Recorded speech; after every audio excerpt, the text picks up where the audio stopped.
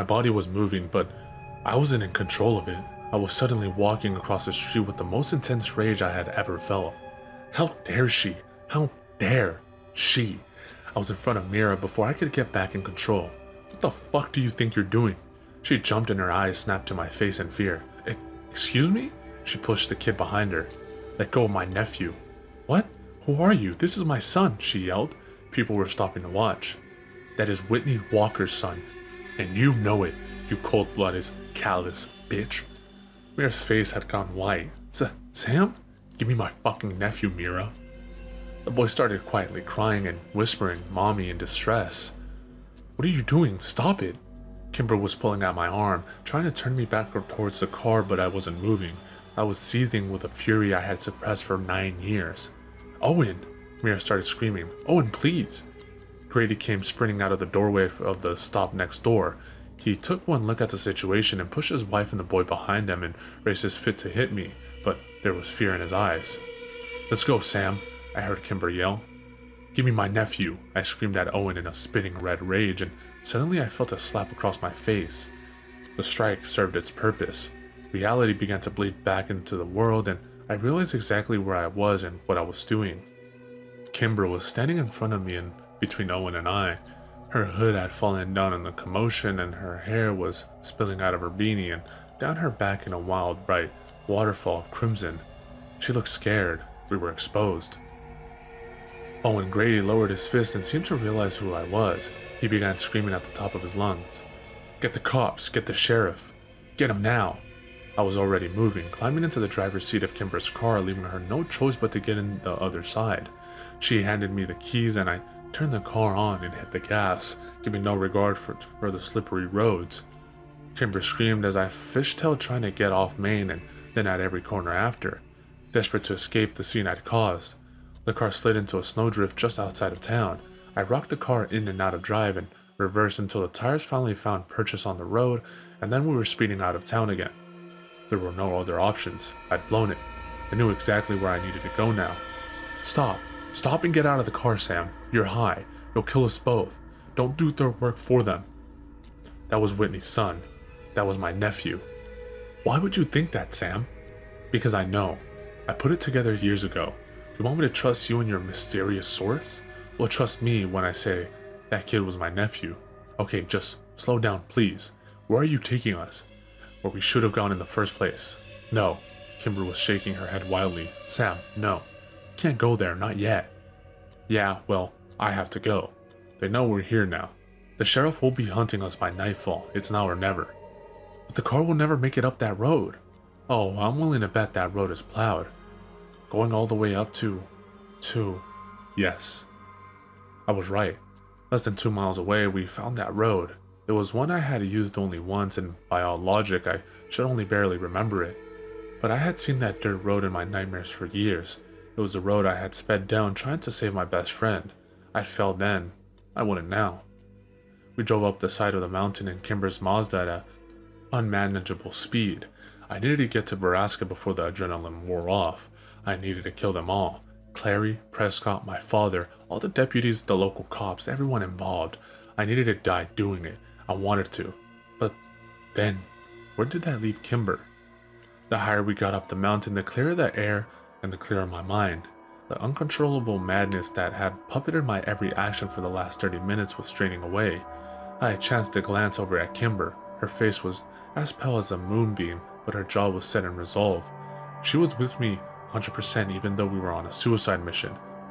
My heart lurched. My death was inevitable, even acceptable, but Kimber had already suffered so much. I couldn't bring her to Borrasca, could I? I slowed the car to a stop when I realized that I couldn't remember why we were headed up Borrasca in the first place. They knew we were here, right? No. Or did they? What had I done? I couldn't remember what happened in town, but I didn't want to admit it. Will you drive us back to the hotel? I asked as my heart slowed and the strength began to drain from my body. No, Kimber said softly, staring into the trees next to us. She turned to look at me. We're already here. The road kept winding up the mountain, but subconsciously or not, I had stopped right at the proverbial gates of the North Central Mine, known as Hell on Earth to many, and Borrasca to the rest. I felt paralyzed, unable to move or speak or even think. I listened intently for the sounds that had scored my nightmares, but all was as silent as death. They would know we were here. They would have heard us coming. It was now or never. "Stay in the car, Kimber," I told her, and she gave me a look I couldn't read as I opened the door. I walked to the back of the car, popped the trunk, and pulled out a 9mm Beretta I had seen when she showed me the guns on the highway. Checking to make sure the clip was loaded, I chambered around. I knocked gently on Kimber's window, and she rolled it down, her eyes glued to the gun in my hand. "Stay here," I whispered, "and if you hear any gunfire, bolt." She gave me an appraising look. "I don't think you're in any space to do this right now." I knelt down in the snow so that I was eye level with her. "I agree with you. This is the only chance we have, right?" It wasn't a rhetorical question, but she didn't know that. "Because of your fucking antics in town," Kimber said icily. She opened the car. "I'll go with you." "No!" I hissed into the cold mountain air, but she was already walking to the back of the car and opening the trunk. I knew any confrontation with her at this point would be loud, so I had to weigh my options carefully. Kimber pulled out the pump-action shotgun. "Do you even know how to use that?" I asked. Kimber racked the shotgun with one hand as she walked past me towards mine. "Don't mock me, Sam. You'd be very surprised what I know about guns." Her point taken, I ran to catch up. "You know, if we do this now, we'll never get the records. They'll be dead, and we'll be dead, but Borrasca will just continue. Maybe we should wait. It was your idea to come here now. I'm having second thoughts." "But isn't that your life, Sam? A series of second thoughts and regrets?" she snapped. "Shh! Jesus Christ, Kimber. This is just recon, okay? Don't get spotted, and don't make a fucking sound," I whispered. The snow this far up the mountains was almost a foot deep. There would be no hiding that we had been here if we somehow got out alive. We made our way into the camp using the trees as cover, and as we moved I noticed that the driveway into Borrasca showed no signs of tire tracks in the new snowfall. Were they sleeping up here? Were there sentries on duties even now watching us? I turned around to find Kimber, but she was now more than 10 yards to my left and further away than I could hope to whisper. The closer we got to camp, the more I began to feel it. Something was wrong. Very wrong.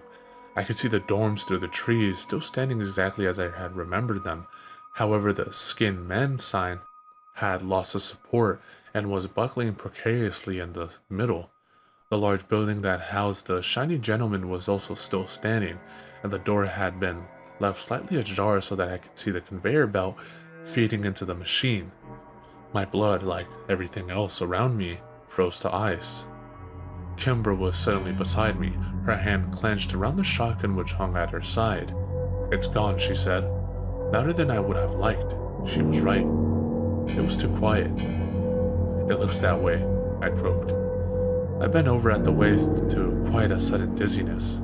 She turned to look at me, wide eyes in panic. Tears began to well at the corner of her eyes. I stood up to give her a hug and she pushed me away. "It's gone. It's all gone." I took a few deep breaths. "Let me look around. We should check the dorms." Kimber tried to swallow a sob and I glanced over at her. Had I really just suggested she walk back into the dorms after what had happened to her there? Was I that fucking cruel? I was a fucking mess.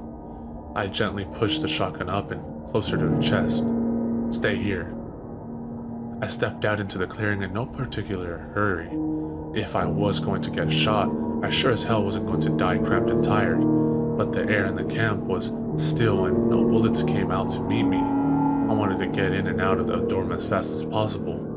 This was a terrible place, so much suffering, so much pain and death. If there was no enemy to kill, then I wanted to step off the hollowed grounds as quickly as I could and get the fuck out of there. I opened the same door that Kyle and I had first gone into almost 10 years before. The stench still lingered, drifting in stale air, and mingling with the fear and tension that had yet to dissipate after a decade. But the beds were gone. I went quickly from room to room and verified that the building was completely empty. Kimber saw me emerge from the other door and I gave her a shake of my head.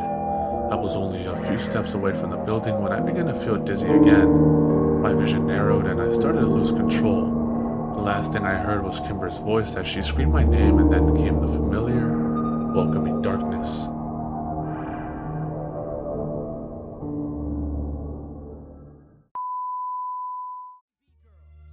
That's right. Pay attention. Check it. I'm the one that you should pray to, cause when it's your time to go, I might be the one who takes you. I won't let shit ride, what for?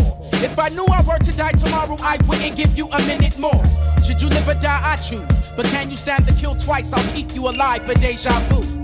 Weak MCs do your lines. Write the almighty arrogant 666 times. In LA, now we snatching them. Have your crew enter, they'll leave with their heads handed back to them. Run game, you won't gain, don't